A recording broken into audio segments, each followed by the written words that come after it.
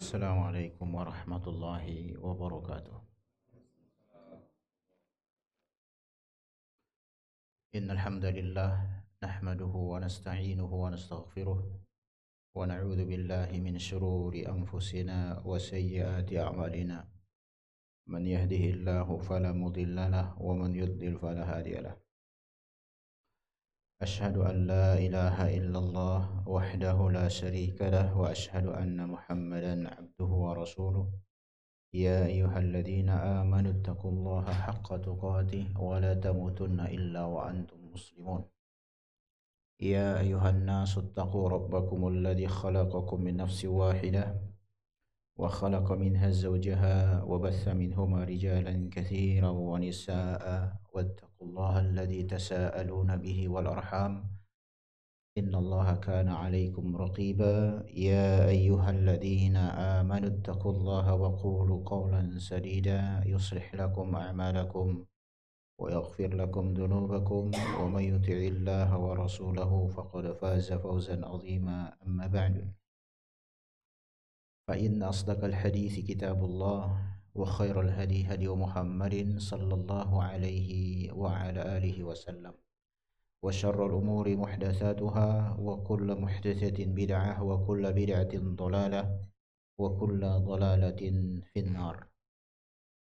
Kaum muslimin dan muslimat yang dimuliakan Allah Subhanahu wa taala, walhamdulillah atas hidayah dari Allah tabaraka wa taala kita bertemu kembali di tempat ini untuk mengkaji salah satu permasalahan yang cukup penting dalam kehidupan beragama kita di saat kita tidak hidup di era Islam itu satu, yaitu berkaitan tentang sebab terbesar yang menjadikan manusia menyimpang dari jalan yang lurus. Padahal semua kaum muslimin di salatnya yang berjumlah 2 miliar orang di era ini dari 6 miliar penduduk bumi, semua akan mengucapkan sebanyak 17 kali satu hari ihdinas siratal mustaqim.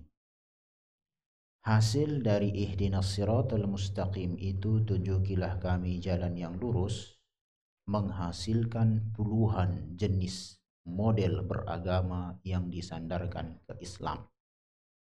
Namun di era Rasulullah, di era sahabat, di era tabi'in, di era tabi'in, semua juga mereka yang jumlahnya ratusan ribu itu, yang bisa kita lihat biografinya sebagian di kitab Siyari A'lamin Nubala karya Al-Imam Adz-Dzahabi Asy-Syafi'i rahimahullah. Semuanya juga mengatakan di dalam salat mereka ihdinas siratal mustaqim. Tetapi hasilnya berbeda dengan ihdinas siratal mustaqim 2025. Maka perlulah bagi kita untuk melihat apa masalah kita. Sebagai seseorang yang beriman kepada hari akhir, dan kita tahu semua amal akan dipertanggungjawabkan di negeri akhirat dan tempat kembali hanya dua. Tentu kita ingin semua keselamatan. Saya juga sangat yakin semua orang berdakwah itu ingin mengajak manusia ke jalan Allah. Semuanya pasti ingin masuk surga. Tidak ada orang berdakwah untuk masuk neraka, nggak ada itu. Tetapi kenapa hasilnya tidak sama? Sebagaimana yang sering saya ingatkan kepada kita semua, yakni tentu kalau kita beragama fokusnya adalah kepada keberhasilan. Keberhasilan pertama telah dicapai oleh generasi Islam, generasi pertama Islam atas nama sahabat. Atas individunya mereka dijamin masuk surga, secara umum mereka dipuji oleh Allah tabaraka wa ta'ala. Maka setelah Rasulullah wafat pada tahun 11 Hijriah, kita menjadikan generasi sahabat panutan kita setelah itu. Namun apakah tidak ada penyimpangan di era sahabat? Ada, muncul Abdullah bin Saba. Ada sejumlah penyimpangan, bahkan Qadariyah muncul di akhir generasi sahabat. Kemudian generasi tabi'in, Hasan al-Basri memiliki murid Wasil bin Atha, seorang tokoh Mu'tazilah di kemudian hari. Ya, dan seterusnya muncul sekte-sekte di dalam Islam. Nah, ini tentu menjadi permasalahan. Apa masalah? Terlebih di era ini juga. Oleh karena itu, ikhwani, kita akan membahas itu di kesempatan ini insyaallah. Salawat dan salam kepada Nabi yang mulia alaihi salatu wassalam, kepada keluarganya, sahabat-sahabatnya, dan orang-orang yang mengikuti beliau dengan baik. Secara ringkas, sebab terbesar yang menjadikan manusia menyimpang dari jalan yang lurus, ya, bahwa mereka meninggalkan jalan yang ditempuh oleh para sahabat dan tidak mengambil petunjuk dengan petunjuk mereka. Berarti sebab terbesar membuat manusia itu menyimpang adalah mereka tidak menempuh jalan yang dilakukan sahabat dan meninggalkan hal-hal yang para sahabat berada di atasnya. Kan begitu. Termasuk diantaranya adalah berdakwah, meninggalkan cara para sahabat berdakwah, baik dalam metode ataupun materi. Materi, kan begitu ya. Kita ingat di saat Rasulullah SAW mengutus Mu'adz bin Jabal ke negeri Yaman. Maka Rasulullah SAW mewasiatkan kepada Mu'adz bin Jabal, innaka ta'ti qauman ahlil kitab falyakun awwala ma tad'uuhum ilaihi an yuwahhidullah. Engkau akan mendatangi ahlil kitab, maka hendaklah yang pertama engkau dakwahi mereka adalah agar mereka mentauhidkan Allah. Berarti tauhid adalah pondasi seluruh dakwah para rasul. Nah, menjadi permasalahan kita, tauhid ini menjadi samar di era kita sekarang. Tetapi saya tidak ingin membahas masalah itu. Kita ingin melihat sekarang adalah fenomena perjalanan atau penyelisihan terhadap jalannya para sahabat. Ya. Kemudian kita lihat Abdullah bin Mas'udin radhiyallahu taala anhu dan Abu Musa al-Asy'ari juga mengingkari orang-orang yang melakukan zikir jamaah sebelum salat subuh untuk menanti azan. Diingkari oleh mereka, padahal itu dipandang baik oleh orang-orang yang melakukannya. Tetapi muncul pengingkaran dari kalangan sahabat karena mereka tidak pernah mendapatkan itu dari Nabi yang mulia alaihi salatu wasalam, meskipun dinamakan dengan az-zikr. Zikir bahasa Arab berarti Rasulullah dan dia adalah ibadah, berarti mustahil Rasulullah tidak mengajarkan para sahabat cara berzikir. Seandainya cara berzikir itu ada dan para sahabat mengetahuinya, niscaya Abdullah bin Mas'ud dan Abu Musa al-Asy'ari dan sejumlah sahabat tidak mengingkari hal itu. Nah, ini penting ya. Berarti mereka sudah mulai meninggalkan cara sahabat. Bukan masalah banyak-banyakan dalam masalah ibadah ini, tetapi kualitasnya, bukan kuantitas.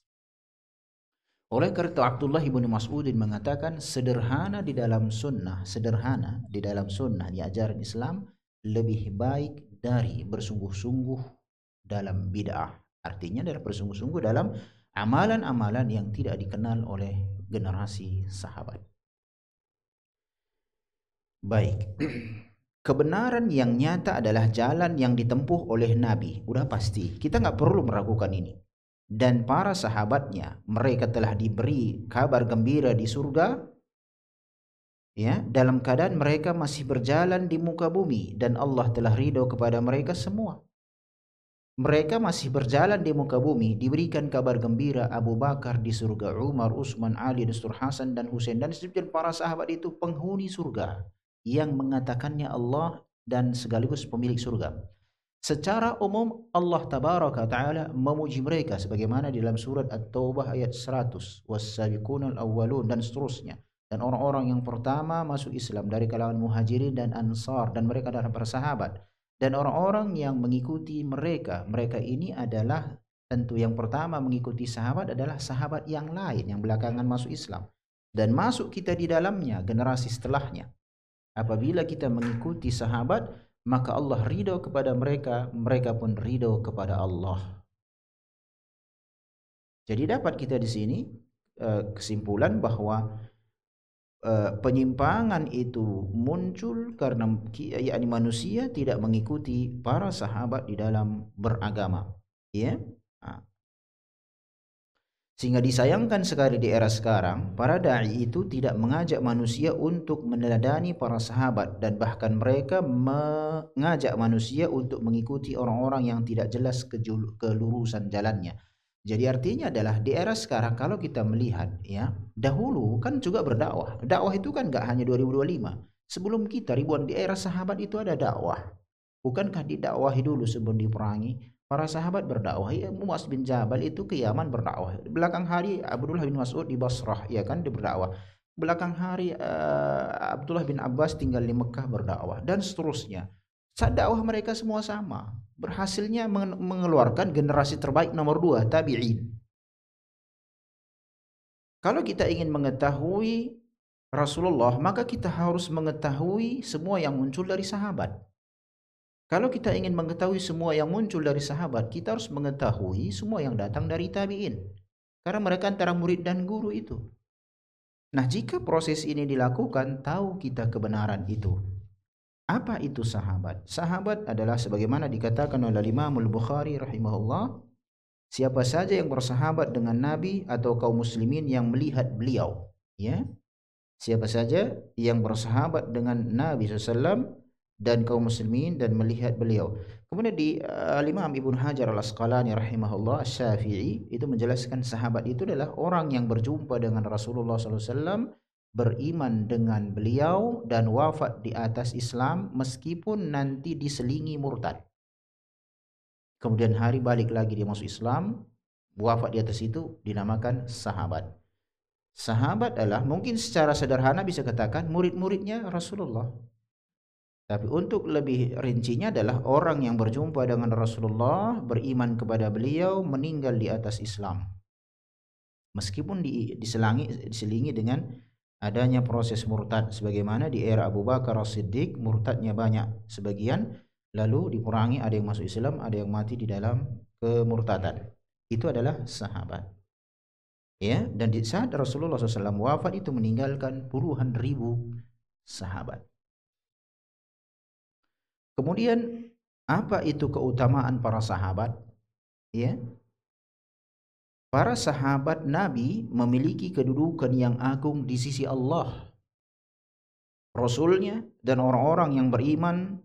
Allah telah memuji para sahabat dan mengabarkan keridhaannya kepada mereka dan keridhaan mereka kepadanya di dalam ayat-ayat yang banyak sekali dalam kitabnya.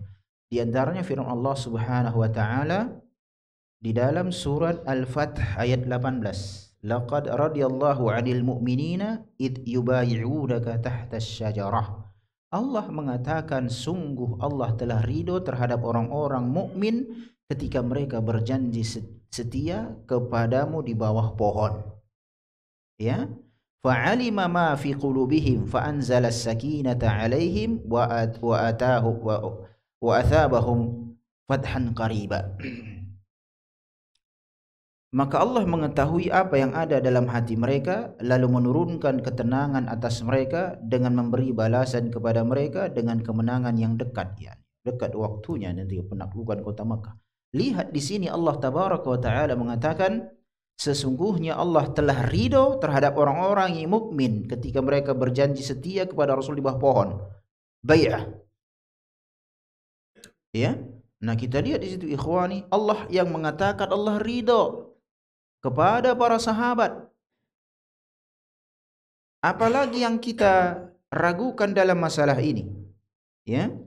Allah Subhanahu wa taala juga mengatakan di dalam surat At-Taubah, dan ini sering saya ingatkan, was-sabiqunal awwalun minal muhajirin wal ansar walladzina tabauhum bi ihsan radhiyallahu anhum wa radu an wa a'adda lahum jannatin tajri min tahtiha al-anharu khalidina fiha abada dzalikal fawzul 'adzim. Orang-orang yang terdahulu lagi yang pertama-tama masuk Islam tentunya para sahabat dari kalangan muhajirin dan ansar, dan orang-orang yang mengikuti mereka baik. Tentunya para sahabat, kan sahabat gak sekaligus masuk Islam. Yang pertama mengikuti sahabat adalah sahabat yang lain. Kan begitu? Ya, karena sahabat juga banyak belakangan masuk Islam. Allah ridha kepada mereka dan mereka pun ridha kepada Allah karena mereka mendapatkan nikmat yang agung baik di dunia dan di akhirat dengan surga Allah. Ya. Dan Allah menyediakan bagi mereka surga-surga yang mengalir sungai-sungai di dalamnya. Mereka kekal di dalamnya selama-lamanya. Ini keutamaan para sahabat. Maka seharusnya orang berdakwah dia harus menjelaskan keutamaan sahabat itu sumber.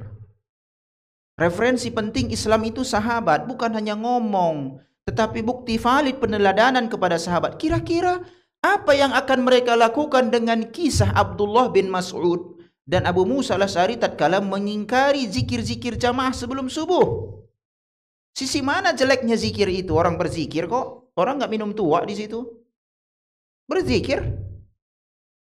Kira-kira apa yang akan dilakukan oleh mereka kepada Abdullah bin Mas'udin dan Abu Musa al-Asy'ari, ulama besarnya sahabat jika hidup di 2025, dan mereka mengatakan sama-sama Muslim, Abu Musa al-Asy'ari Muslim, Abdullah bin Mas'ud Muslim, dan orang-orang di 2025 juga Muslim, pasti mereka akan menyelisihi sahabat dan mengingkari sahabat. Buktinya kita diselisih dan diingkari orang, padahal kita menjelaskan Islam yang murni.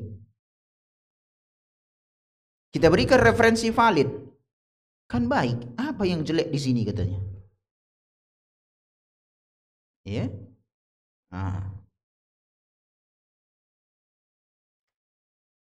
Rasulullah SAW telah memuji para sahabat dan menjelaskan keutamaan mereka di dalam hadis-hadis yang banyak sekali. Di antaranya sabda Rasulullah SAW, sebaik-baik manusia adalah generasiku, kemudian generasi sesudah mereka, kemudian generasi sesudah mereka. Muttafaqun alaih. Sebaik-baik umatku, ya, manusia adalah generasiku, sahabat. Kalau bahasa sebaik-baik, itu saja sebelum dipahami. Sebaik-baik berarti sebaik-baik orang memahami Islam, sebaik-baik orang dalam mengamalkan Islam, sebaik-baik orang dalam berakidah, sebaik-baik orang dalam beramal, sebaik-baik orang dalam mencintai Allah dan Rasulnya. Nggak ada yang mengalahkan mereka dalam masalah ini karena Rasulullah yang memujinya. Kita akan masuk wilayah ini kalau kita mengikuti sahabat. Kalau enggak, kita enggak masuk hadis ini. Karena Rasulullah mengatakan generasiku. Kita bukan generasi Rasul. Kemudian generasi setelahnya tabi'in. Karena mereka mengambil langsung ilmu itu dari para sahabat. Orang yang lebih mengerti tentang Rasulullah adalah sahabat. Orang yang mengerti sahabat adalah para tabi'in dan seterusnya. Begitu beragama. Agar tidak menyimpang. Sama-sama dibaca ihdinas siratal mustaqim, hasilnya beda. Karena ayat yang setelahnya dilupakan, siratal ladzina an'amta alaihim, ghairil maghdubi alaihim waladdallin. Bukan jalan orang-orang yang telah engkau berikan nikmat kepada mereka. Siapa mereka di sini? Tentu para sahabat. Kita nggak akan masuk dalam ayat itu karena kita belum lahir di saat ayat ini turun. Tidak ada manusia di muka bumi ini diberikan Allah nikmat melainkan generasi sahabat. Dan ini merupakan hujahnya pemahaman sahabat dalam beragama. Bukan jalan orang-orang yang engkau murkai dari orang-orang Yahudi, bukan pula jalan orang-orang yang sesat dari kalangan Nasrani. Kenapa? Karena mereka memodifikasi ajaran Musa dan memodifikasi ajaran Isa. Bahkan Isa disandingkan dengan Allah dalam masalah rububiyah oleh orang-orang Nasrani. Ya wajar gak dapat hidayah, menyimpang. Dia berdoa, tunjukilah kami jalan yang lurus ya Allah. Oke, jalan yang mana? Ayat berikutnya dibacanya juga, jalan yang telah engkau anugerahkan nikmat kepada mereka. Itu jalan sahabat, tetapi yang diamalkannya jalan Yahudi dan jalan Nasrani. Dimodifikasinya ajaran Islam.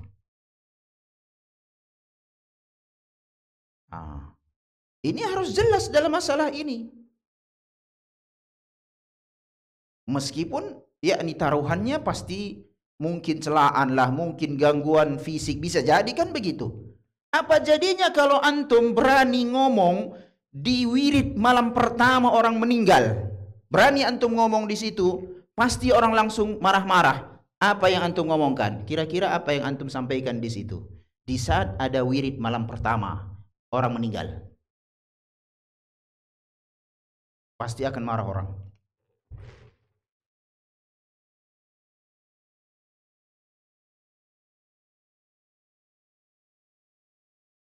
Semua yang hadir di malam pertama wirid itu sholat isya? Enggak. Memang sama-sama pakai koko, pakai kopiah ini. Allahu Akbar kata masjid. Pergi dia selawaya ke rumah orang meninggal, enggak ke masjid dia. Udah dimulai acara belum pulang orang dari masjid. Lalu datang antum situ kasih tahu. Lain kali bapak dan ibu sholat semua dulu sebelum kemari. Besok katanya nggak usah panggil lagi ustadz itu, nyalahkannya kita semua katanya. Bahaya. Kalau memang seperti itu berani dia, dan memang nggak ada. Coba sekali itu yang memimpin yasinan itu ngomong seperti itu. Orang yang meninggalkan sholat, Islamnya diperselisihkan para ulama.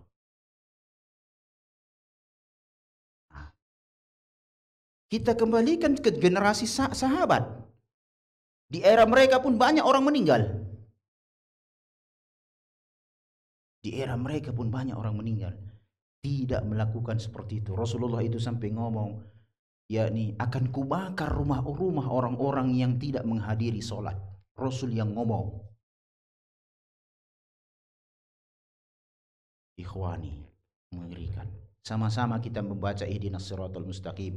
Tapi 2025 yang diamalkan orang jalan Yahudi, jalan Nasrani. Di saat Yahudi menguasai Palestina, oh ngeri. Semuanya mencela Yahudi, padahal jalan Yahudi yang diamalkannya. Enggak kan keluar Yahudi dari Palestina sampai orang-orang yang memerintah Yahudi adalah orang-orang yang mengusir Yahudi dari Madinah. Tatkala Rasulullah itu ke Madinah, Yahudi sudah berkuasa di dalam. Lalu diselesaikan oleh Rasulullah, Bani Quraisyah dan seterusnya. Puncaknya mereka berkumpul di Khaybar. Khaybar itu ITC-nya era itu. Ya. Nah, kemudian diperangi dalam perang Khaybar, kemudian dihancurkan Yahudi sampai tak bertuan. Sampai mereka punya negara 1948. Jauh sekali kan jaraknya. Terombang ambing di sana segala macam. Siapa yang mengeluarkan Yahudi dari jazirah Arab? Para sahabat Rasulullah. Maka orang yang akan mengeluarkan Yahudi dari jazirah Arab berikutnya adalah orang-orang yang agamanya seperti agama Rasulullah. Jika syarat ini tak terpenuhi, enggak akan terjadi. Dan akan terjadi insya Allah. Karena orang-orang kembali mulai mempelajari agamanya. Mungkin generasi-generasi berikutnya, karena yang bertempur dengan Masih Al-Mahdi, para sahabat, yakni orang-orang yang agamanya sama dengan agama sahabat. Kita sedang melakukan proses ke arah sana. Meskipun kita tidak merasakan era itu, tapi kita pastikan kita meninggal di jalan yang mengantarkan era itu.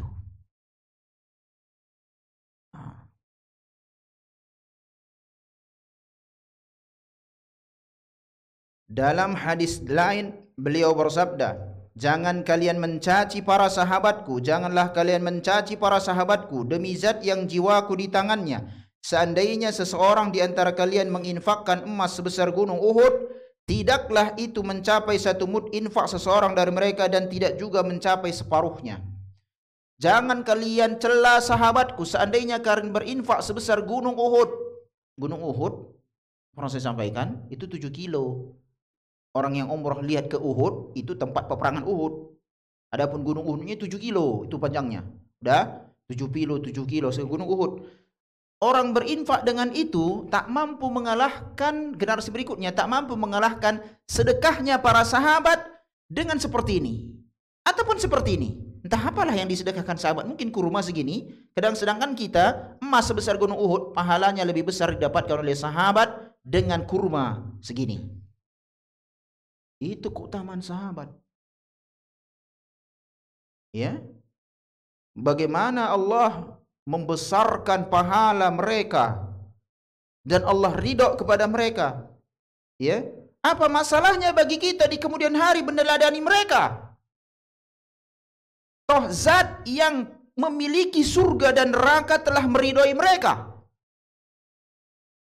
Ini perlu diuji dalam dunia dakwah. Sejauh mana para dai mengajak manusia untuk meneladani para sahabat. Dan ini mustahil di Indonesia. Untuk saat ini saya lihat. Kenapa? Nanti kita lihat.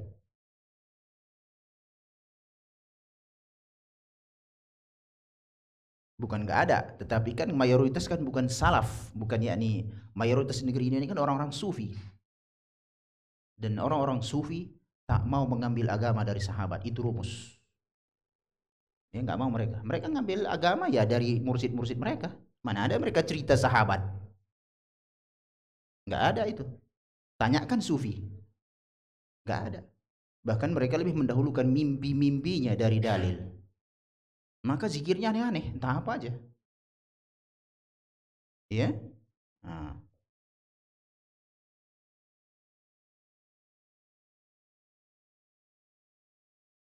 Al-Khatib Al-Baghdadi rahimahullah menyebutkan ayat-ayat dan hadis di atas yang menunjukkan kedudukan dan keutamaan para sahabat, dan berkata hadis-hadis yang semakna dengan hal ini banyak sekali, semuanya sesuai dengan apa yang datang dalam nas Al-Quran, yang semuanya menunjukkan pada kesucian para sahabat dan pemastian atas keadilan mereka. Mereka tidak butuh rekomendasi kepada siapapun setelah rekomendasi Allah kepada mereka. Ya tentu, sama dengan kita nggak butuh orang memuji, nggak butuh. Apabila kita mengamalkan sunnah, mengamalkan Islam dengan baik dan benar, nggak penting kita pujian orang.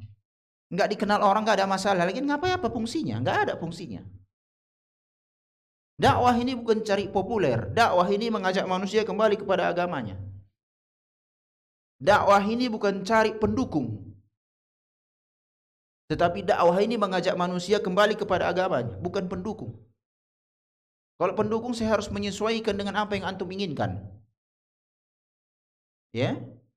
Nah, karena dalam dunia psikolog itu tidak boleh. Yakni untuk mengumpulkan massa kita tidak boleh mengkritik anggota kita biar dia loyal sama kita. Nah.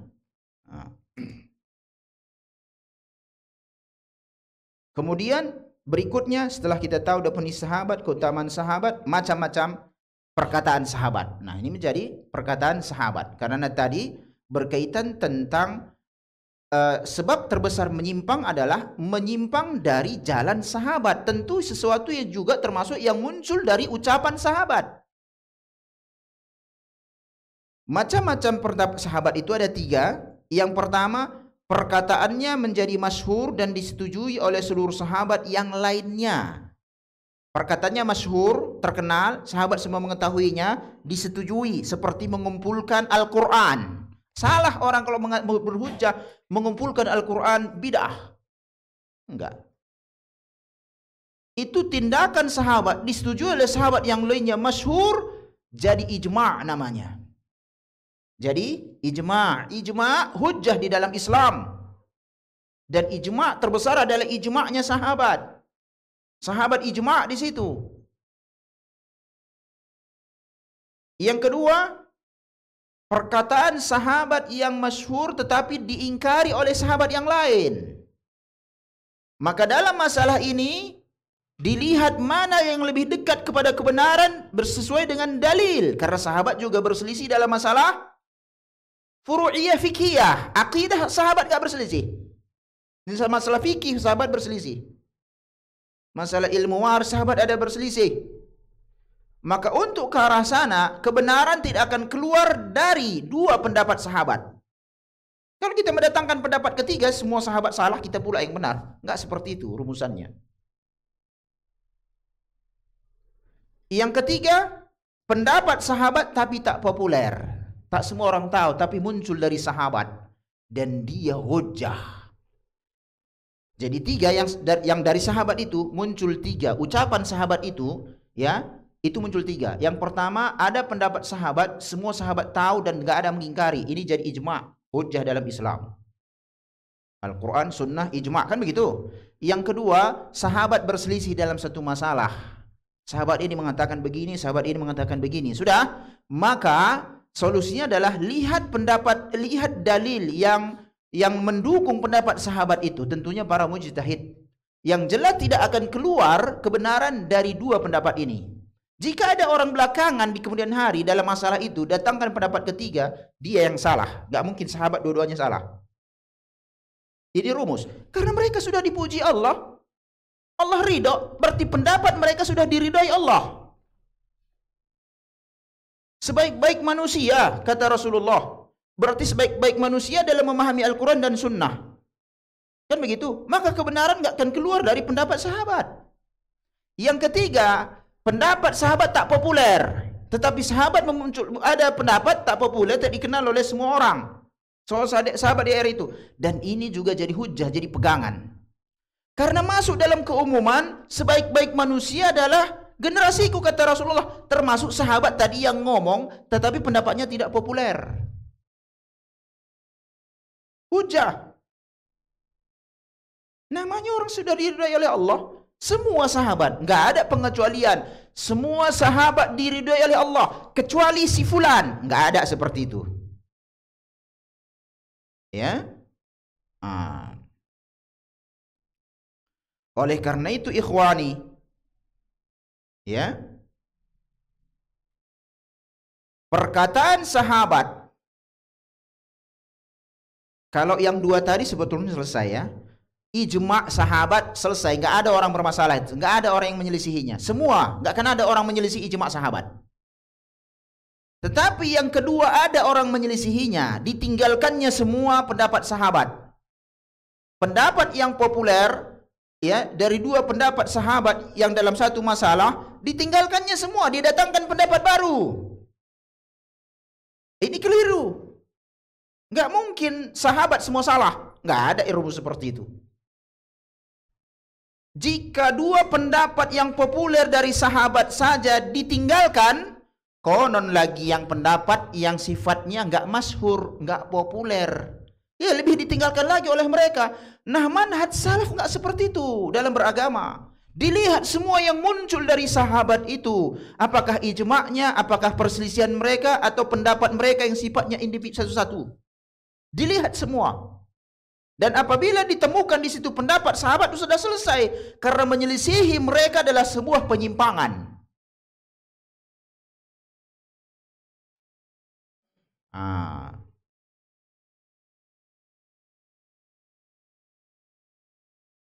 Kita lihat perkataan Al-Imam Syafi'i rahimahullah. Imam Syafi'i, bukankah negeri ini mengatakan mazhab Syafi'i? Al-Imam Syafi'i mengatakan di dalam kitabnya beliau mengatakan, "Makanal kitabu awis sunnatu mawjudaini fal 'udhru ala man sami'ahuma maqtu'un illa bittiba'ihima." Selama ada Alkitab dan Sunnah, maka uzur atas orang yang mendengar keduanya adalah terputus kecuali mengikuti keduanya. Artinya adalah begitu kita mendengar qala Allah wa qala Rasulullah, tidak ada uzur kecuali harus diamalkan. Bukan, oh tunggu dulu, ustadku nggak ngomong gitu. Nggak laku, siapa ustad Anda rupanya? Nggak laku.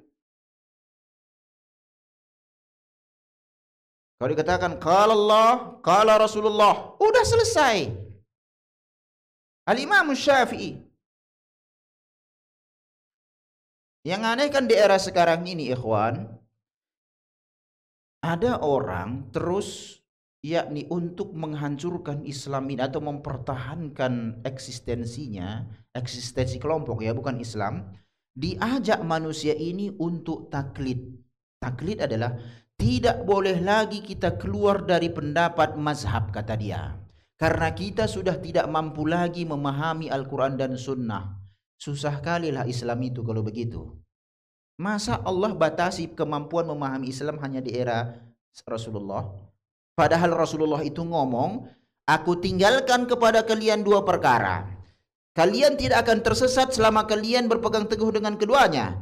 Al-Quran dan hadis. Sampai di era 2005 itu perkataan Rasulullah. Lalu ada yang ngomong, kita tidak bisa lagi mampu memahami Al-Quran dan Sunnah. Ini sama saja dengan menuduh Rasulullah mewasiatkan sesuatu di mana wasiat itu tak teramalkan. Kan itu konsekuensinya jadinya.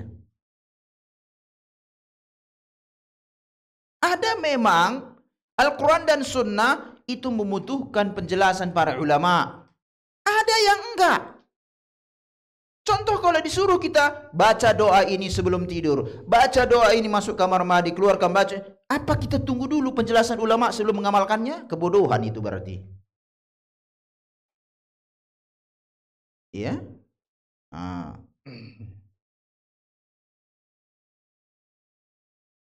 Sama dengan sholat. Dengan konsekuensi itu, cara sholat Rasulullah sudah nggak bisa lagi kita ketahui.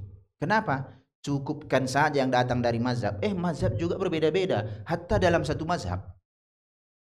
Kan bingung jadinya tatkala Rasulullah ngomong, Sallu kama ra'aitumuni usalli. Salatlah kalian sebagaimana kalian melihat aku salat, kata Rasul. Itu perintah. Ternyata di belakang hari kita pun nggak tahu yang mana lagi salat Rasulullah. Karena Al-Quran dan Sunnah udah tutup aja, tutup. Al-Quran dan Sunnah tutup, nggak ulah. Apa kata ulama? Udah itu aja, itu udah pas, udah selesai. Makanya kita ini hancur. Antum tahu kapan mulai hancurnya Islam dan mulai orang meninggalkan Al-Quran dan Sunnah? Itu dijelaskan oleh para ulama dalam tarikh fikih Islami, sejarah fikih Islam. Ya, sebelum Mongolia menghancurkan Baghdad, itu semua produk-produk ijtihad sangat banyak karena para ulama mendiskusikan Al-Quran dan Sunnah segala macam. Sudah, sehingga di saat itu Islam ini berkembang dan tidak ada kejumudan di dalam beragama. Tetapi setelah Mongolia menghancurkan Baghdad, mulailah orang mencukupkan diri, udahlah apa yang ditinggalkan ulama itu sajalah kita pelajari, nggak usah lagi kita kembali kepada Al-Quran dan Sunnah, karya tulis pun sudah banyak. Lalu setelah itu muncul mujaddid, pembaharu, mengajak manusia kembali kepada agamanya dan dimusuhi oleh para mazhab. Al-Amir As-San'ani di Yaman, Asy-Syaukani dan seterusnya, para ulama yang kembali mengajak manusia kembali kepada Al-Quran dan Sunnah. Makanya tentu orang sangat tahu di Masjidil Haram dahulu sholat itu 4 model. Kalau Syafi'i sholatnya sebelah sana, Hanafi sholatnya sebelah sana, kemudian Hambali sana, Maliki sana, Zahiri sana, azannya lain. Semua menyandarkan kepada Islam. Ada seperti itu di saat Rasulullah menaklukkan kota Mekah. Kemudian, nih sholatnya Abu Bakar sebelah sana, Utsman sebelah sana. Nggak ada. Di era Imam Syafi'i, hidup. Ada gurunya Imam Malik.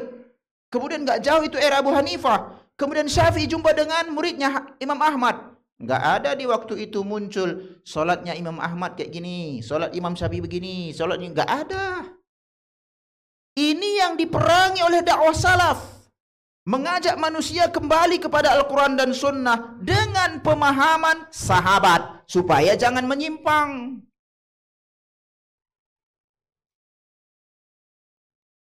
Ya, kan dalam agama kita wajib meminta dalil.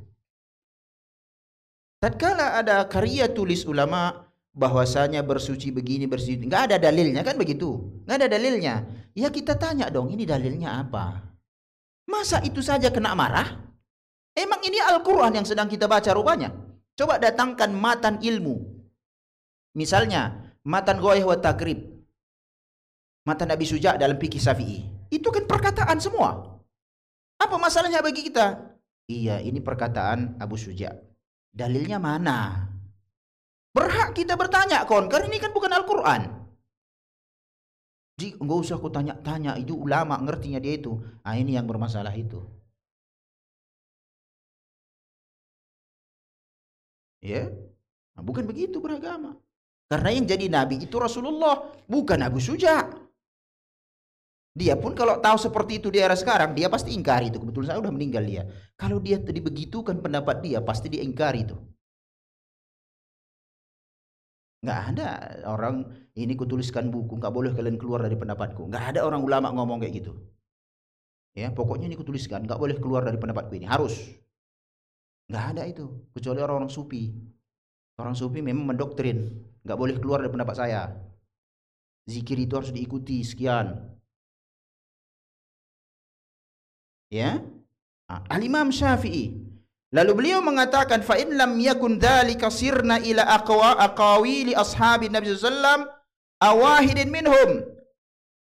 Ya, jika hal itu tidak ada, nah Imam Syafi'i mengatakan nggak ada di dalam Al-Quran dan Sunnah karena muncul permasalahan. Karena nggak mungkin semua permasalahan itu diletakkan di Al-Quran, ya berjilid-jilid Al-Quran kan begitu, panjang sekali. Begitu Sunnah, tetapi ada kesamaan-kesamaannya ada. Maka apa kata Imam Syafi'i? Jika hal itu tidak ada, kami menuju kepada perkataan-perkataan para sahabat Nabi atau salah satu dari mereka. Jika kami tidak menemukan, kata Imam Syafi'i, Al-Quran tidak ada masalah ini, Sunnah juga tidak ada. Sepanjang yang mereka tahu, karena di era Imam Syafi'i juga kan Sunnah belum terkumpul kayak kita sekarang, tinggal beli kitabnya kan begitu.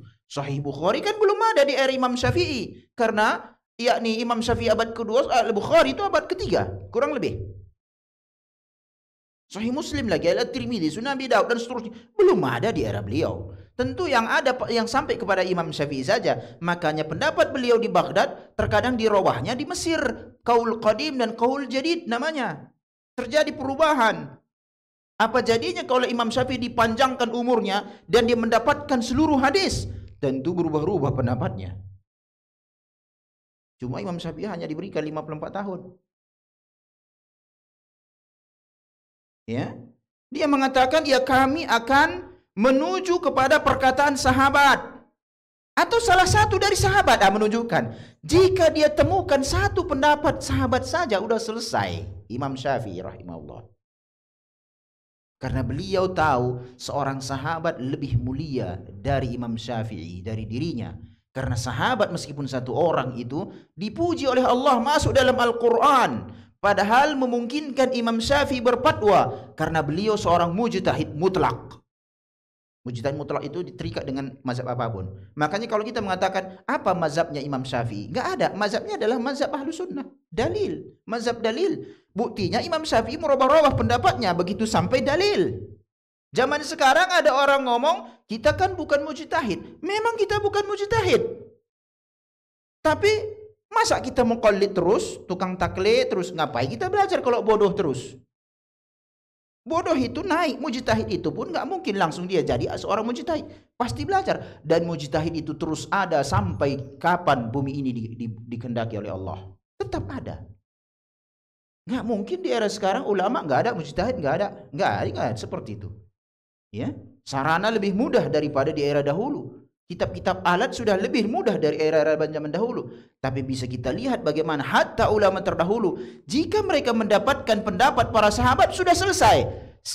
Tatkala mereka tidak mendapatkan di Al-Quran dan Sunnah, maka melihat pendapatnya para sahabat. Maka di era sekarang ini 2025, kita coba mengikuti jejaknya Al-Imam Syafi'i. Adakah dalam permasalahan ini sahabat berbicara? Begitu dia. Jika ada, udah selesai. Kita ambil pendapat sahabat. Ya. Imam Ahmad, murid beliau lagi, yang pernah teruji dalam fitnah khalqil Quran, ya, pernah dipenjara Imam Ahmad ini. Beliau mengatakan, usulus sunnah indana at-tamassuk bima kana alaihi ashab Rasulullah SAW wal iktida'u bihim wa tarkul bid'ah. Pokok-pokok sunnah di sisi kami, sunnah adalah Islam, adalah berpegang teguh dengan jalan yang ditempuh oleh para sahabat Rasulullah SAW, meneladani mereka dan meninggalkan bid'ah-bid'ah. Meninggalkan bid'ah. Sekarang kita bilang bid'ah orang marah, padahal memang bid'ah. Punya dia rupanya agama ini. Mengerikan negeri kita ini. Manusia kalau lahir di Indonesia, biarkan dia tanpa diajari, pasti sesat. Beda dengan di era sahabat. Mereka lahir dibiarkan dapat hidayah. Kalau nggak percaya antum tanya orang Kristen. Karena kan orang Kristen nanti dia masuk Islam.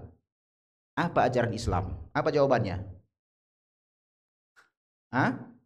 Yasinan, wirid, maulid, apalagi. Itulah yang diingatnya kan begitu. Kira-kira kalau dia masuk Islam apa yang diamalkannya? Itulah duluan yang pertama dia hadiri wirid malam Jumat. Bukan sholat. Kan itu yang dilihatnya. Di era sahabat mana ada seperti itu orang masuk Islam? Kan ada Salman Al-Farisi masuk Islam. Atau di era sahabat yang banyak orang masuk Islam?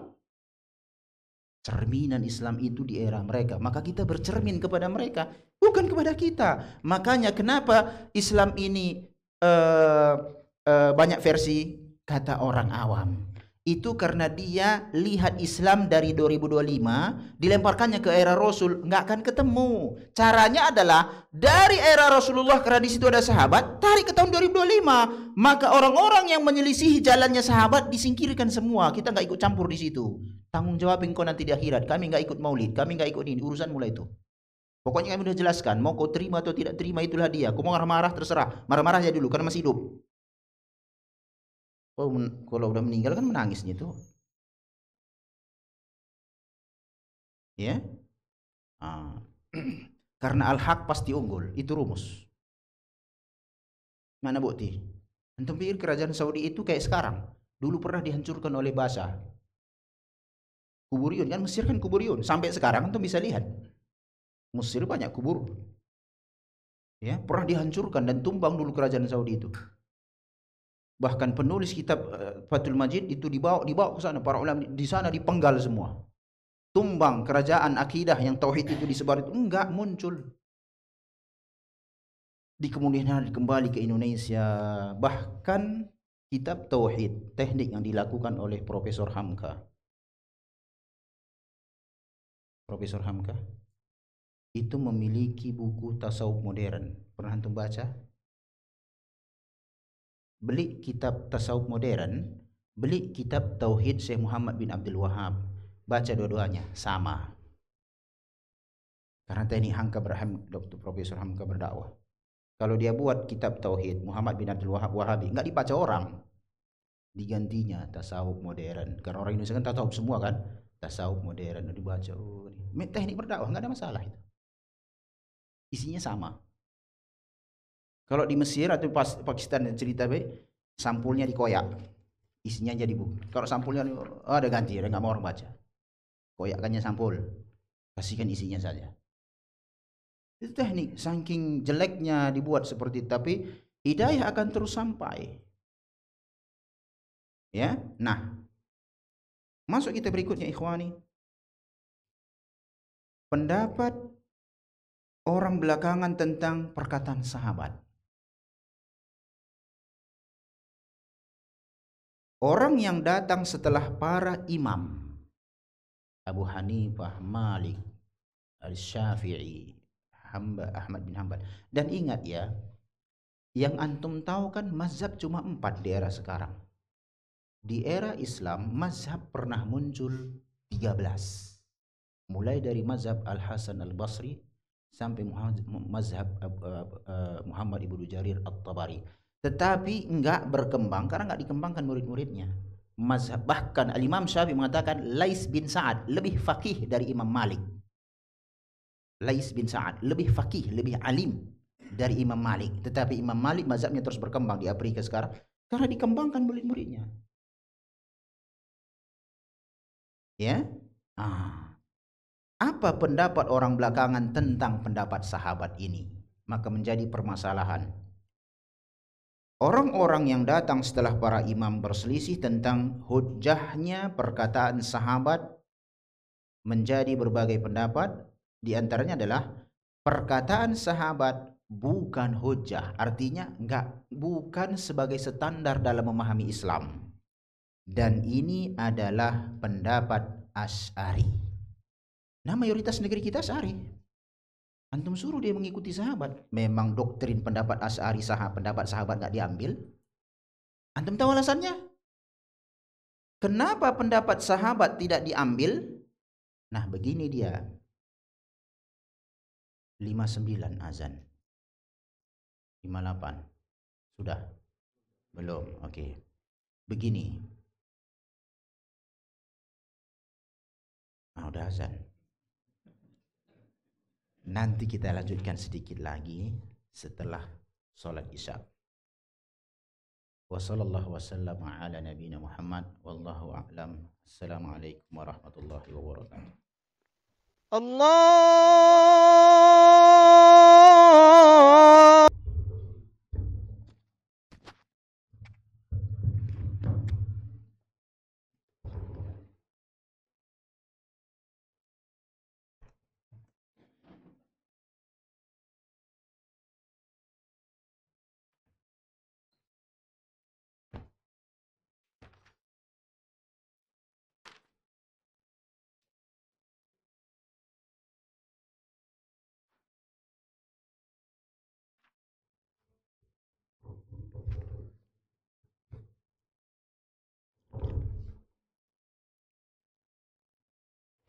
Assalamualaikum warahmatullahi wabarakatuh. Alhamdulillah wassalatu wassalamu ala rasulillahi amma ba'du.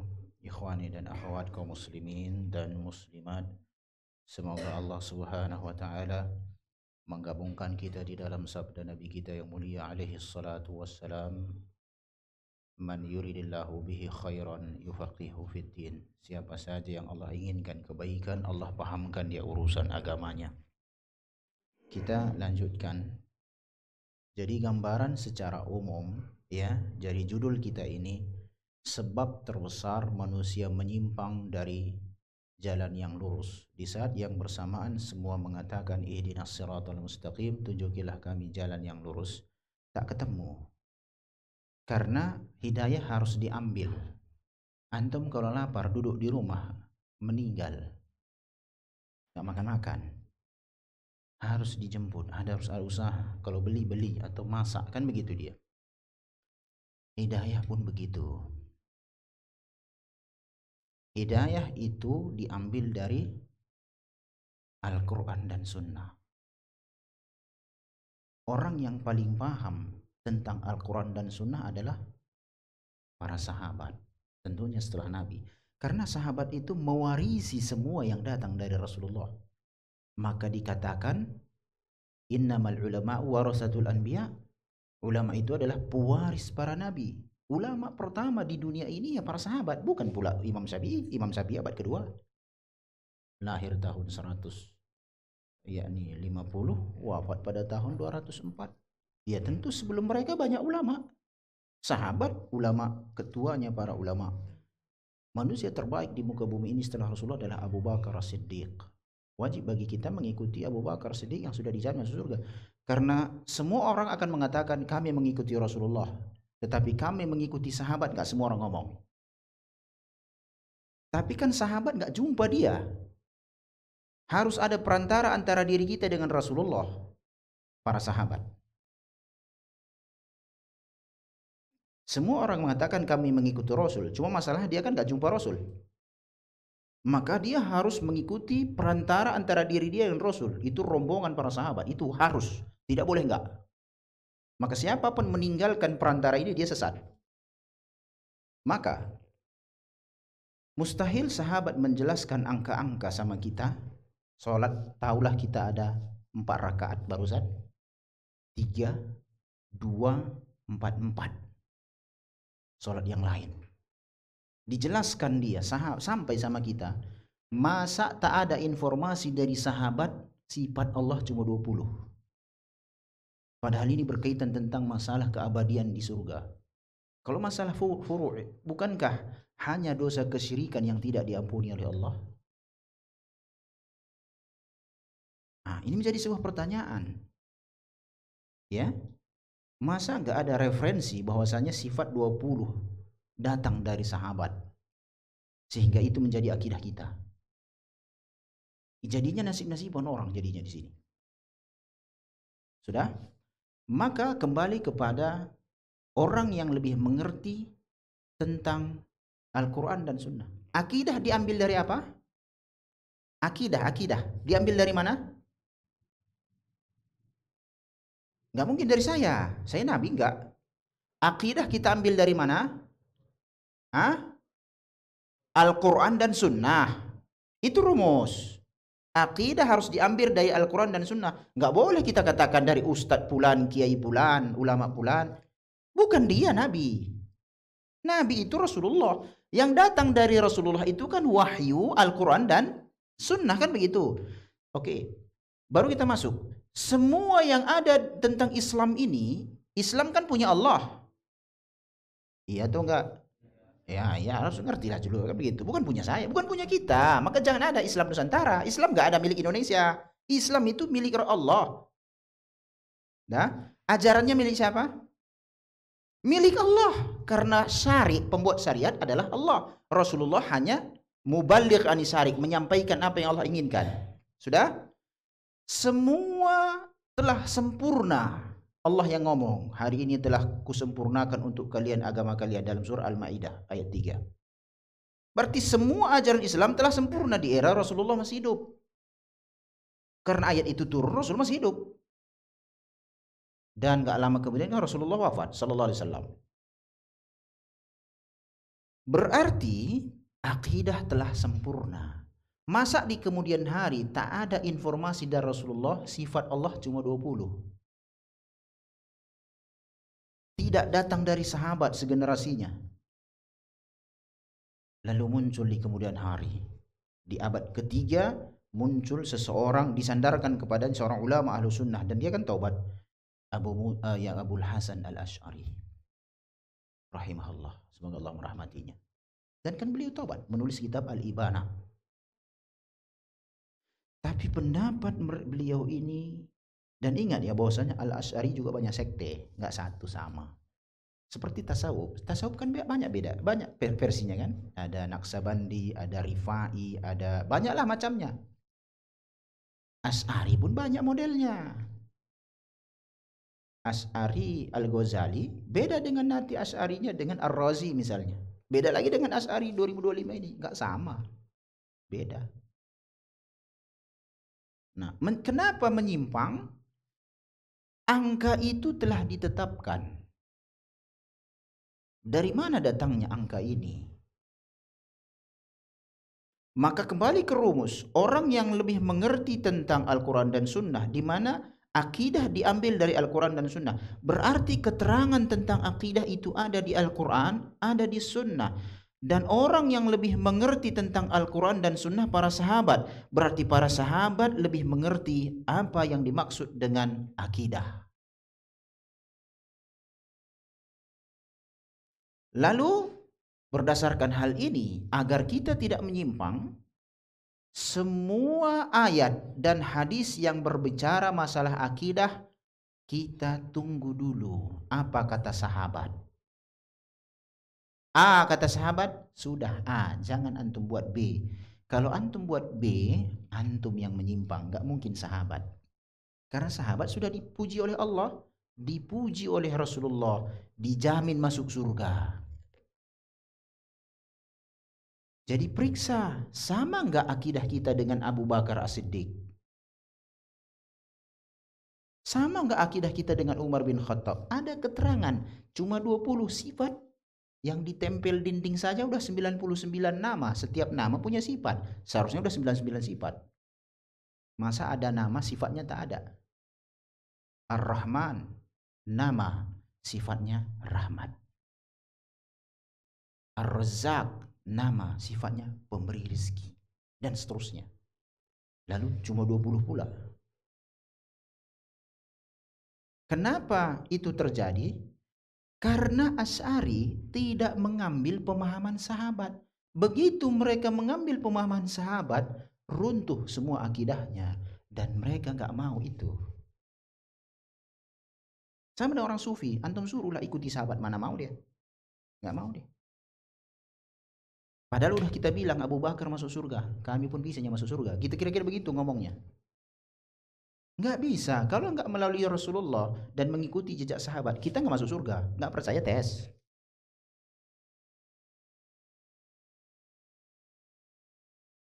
Orang yang punya surga kan Allah.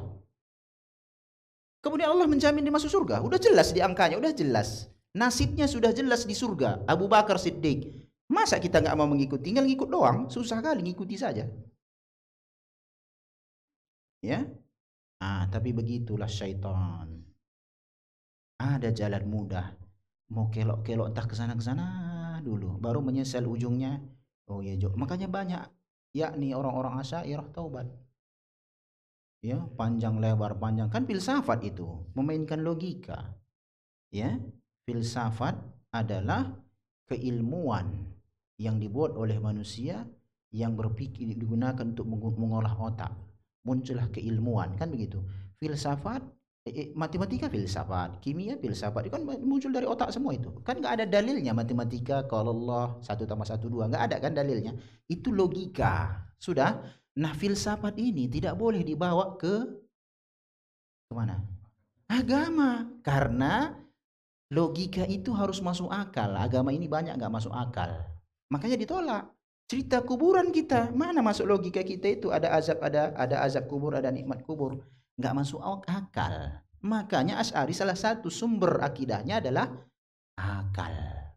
Jika akal bertentangan dengan dalil, diutamakan akal. Contoh, Allah ngomong, Ar-Rahmanu 'alal arsy istawa. Allah di atas arsy istawa. Dalam bahasa Arab artinya tinggi. Istawa. Dibaca istawa, tinggi. Berarti Allah telah berada di satu tempat. Jika Allah sudah berada di satu tempat, kayak makhluklah itu. Ini nggak pas, nggak cocok. Jadi apa kira-kira mau kita buat istawa artinya itu? Istawa, istaula. Apa arti istaula? Menguasai. Kalau menguasai berarti paslah memang Allah penguasa. Kan begitu? Sudah? Nggak ada masalah. Namanya dalam dunia ilmiah nggak ada masalah itu. Cuma kita tanya balik, kalau arsy itu dikuasai oleh Allah, berarti sebelum Allah menguasai arsy, siapa yang menguasainya? Pusing lagi mereka. Satu. Yang kedua, itu kan ayat. Maka orang yang lebih mengerti tentang Ar-Rahmanu 'alal arsy istawa adalah Abu Bakar, Umar, Utsman, dan Ali, dan seterusnya. Maka kita tunggu dulu keterangan dari puluhan ribu sahabat yang ditinggalkan oleh Rasulullah pada tahun 11 Hijriah wafat. Ada nggak sahabat pertama kita mainkan yang 3 ini tadi? Perkataan yang muncul sahabat, semua sahabat mengokekan, ijma' namanya kan.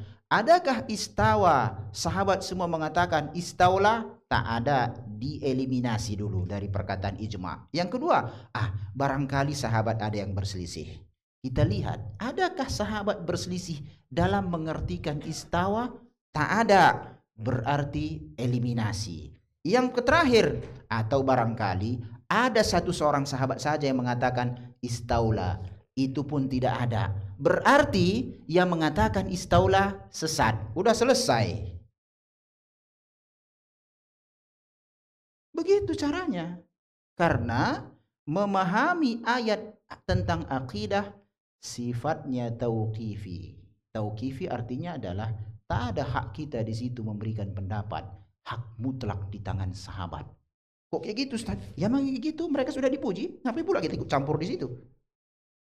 Allah ya, berarti hak mutlak di tangan sahabat. Ya, bersyukurlah kita nggak dijadikan para sahabat kalau nggak hidup di era Rasul. Kalau sempat kita hidup di era Rasul, tak jadi Abu Jahalnya. Iya kan? Siapa pula bisa menjadi sahabat? Siapa yang menjamin itu? Yang perlu kita bersyukur sekarang, ikhwani, Allah menjadikan kita seorang muslim dan berusaha mengikuti jejaknya para sahabat dalam beragama. Itu cara memahami. Tapi kalau kita ngomong, kiai fulan ngomong begini, si fulan ngomong begini, ulama begini, ulama, ketua ulama itu sahabat, udah selesai. Dia harus mendatangkan bahwasanya sahabat ada ngomong begitu. Kalau enggak, udah tinggalkan pendapat itu. Mau ngotot-ngotot pun kita mau menyelisih sahabat, sahabat yang akan dipegang oleh Allah. Karena udah dipuji. Direkomendasikan oleh Rasulullah. Mau ngotot kurang ngotot apa? Kita ini akan mati. Kena stroke sudah nggak bisa apa-apa. Firaun pun menyesal. Mudah beragama ini, yang susah karena belum pas di akal. Dia mengatakan, humur rijal wa nahnu rijal. Mereka laki-laki, aku pun iya. Betul, Anda pun laki-lakinya memang. Cuma mereka sudah dipuji oleh Allah. Anda siapa yang muji? Pujian manusia nggak berguna. Karena manusia tak punya surga. Bahkan semua yang dia miliki di muka bumi ini pun tak mampu dia kuasai dengan benar. Mana contoh? Antum kalau punya ladang, antum tanam ganja saja. Lalu datang polisi ngomong, punya aku ini, suka-suka akulah mau kutanam apa. Bisa? Nggak bisa, ditangkap masuk penjara. Padahal punya dia. Berarti kekuasaan manusia terbatas juga. Serobot aja lampu merah terus. Apa pula lampu merah? Kan mobilku jalan. Kan gitu. Stop kata polisi. Begitu, padahal punya kitanya itu. Mobil kan ya dah. Tapi terobos saya suka-suka hati aja lah. Nah, ini yang kita inginkan itu. Mengapa manusia menyimpang dari jalan yang ihdinas siratal mustaqim tadi itu? Karena tidak mengikuti pendapatnya para sahabat. Berarti kesimpulannya, hidayah itu harus diambil dari Al-Quran, harus diambil dari hadis, lalu dipahami dengan pemahaman sahabat. Yang kita sering katakan, kembali kepada Al-Quran dan Sunnah dengan pemahaman sahabat. Itulah kesimpulan kajian kita hari ini. Semoga bermanfaat. Wassallallahu wasallama ala nabina Muhammad. Wallahu a'lam. Assalamualaikum warahmatullahi wabarakatuh.